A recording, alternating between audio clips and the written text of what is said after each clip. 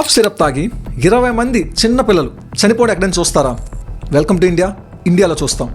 కథ ఏంటంటే, ఆగస్టులో మధ్యప్రదేశ్లో కొంతమంది పిల్లలకు జ్వరం, జలుబు, దగ్గు చేస్తే డాక్టర్ దగ్గర తీసుకెళ్తే ఆ డాక్టర్ ఒక ప్రిస్క్రిప్షన్ రాసిచ్చారు. ఆ రాసిన దానిలో ఒక కఫ్ సిరప్ ఉంది, దగ్గు చేస్తే తాగించే సిరప్. పాపం వాళ్ళకేం తెలుసు ఆ సిరప్ తాగితే వాళ్ళ ప్రాణాలు పోతాయని చెప్పేసి. ఎందుకంటే ఆ సిరప్లో diethylene glycol and ethylene glycol అనే ఒక టాక్సిక్ సబ్స్టెన్స్ ఉంది.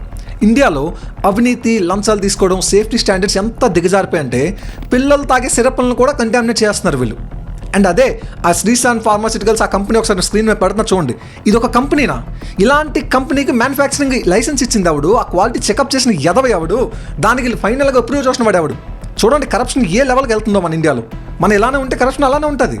అండ్ ఇంకొక సాడెస్ట్ ఫ్యాక్ట్ ఏంటో చెప్పనా, ఇలాంటి మెడిసినే మన ఇండియా 2022 డిసెంబర్లో గాంబియాకి ఎక్స్పోర్ట్ చేసింది అనమాట, సిరప్స్.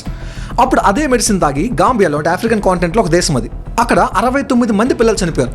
సో అక్కడ 69 మంది పిల్లలు చనిపోతే WHO ఒక వార్నింగ్ ఇష్యూ చేసింది. ఇండియన్ ఫార్మాసిటికల్ ఇచ్చిన సిరప్స్ని వాడొద్దు, దీనిలో diethylene glycol and ethylene glycol అనే టాక్సిక్ సబ్స్టెన్స్ ఉందని చెప్పేసి.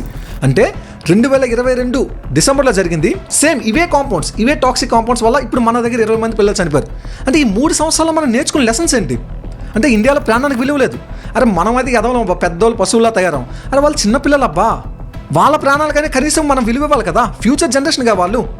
అంటే 3 సంవత్సరాలు మనం నేర్చుకుందండి. అసలు ఆ డ్రగ్ని అప్రూవ్ చేసింది ఎవరు? ఆ సేఫ్టీ యొక్క ప్రొసీజర్ ఫాలో చేసింది ఎవరు? దాన్ని ఓవర్ రైట్ చేసి దాన్ని మార్కెట్లో సప్లై చేసింది ఎవరు? సో చూసారా ఎలాంటి కాంప్లెక్స్ లైన్స్ ఆఫ్ కరప్షన్ ఉంది ఇండియాలో. చిన్నపిల్లలు తాగే సిరప్ను కూడా మనం కరప్షన్ చేస్తున్నాం. మనం ఫస్ట్ ఆఫ్ ఆల్ మన మైండ్ సెట్ మారాలి. మనం అన్నింటినీ నార్మలైజ్ చేస్తాం. అరే మా పార్టీ వాడు కేవలం 10,000 కోట్లు కొట్టాడు, మీ వాడు ఏకంగా 20,000 కోట్లు నొక్కేశాడు, సో మావాడే మంచోడు అని మనం వెనకేసుకు వస్తాం. అవినీతి నార్మలైజ్ చేస్తాం.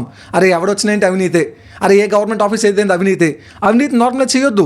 అట్లీస్ట్ మన ప్రాణాల దగ్గరికి వచ్చిన దాన్నైనా మనం క్వశ్చన్ చేద్దాం. వాళ్ళకి భయం పుట్టించాలి. అరే మీరు అవినీతి చేస్తే మేము ఓట్ అయ్యారా అని చెప్పి.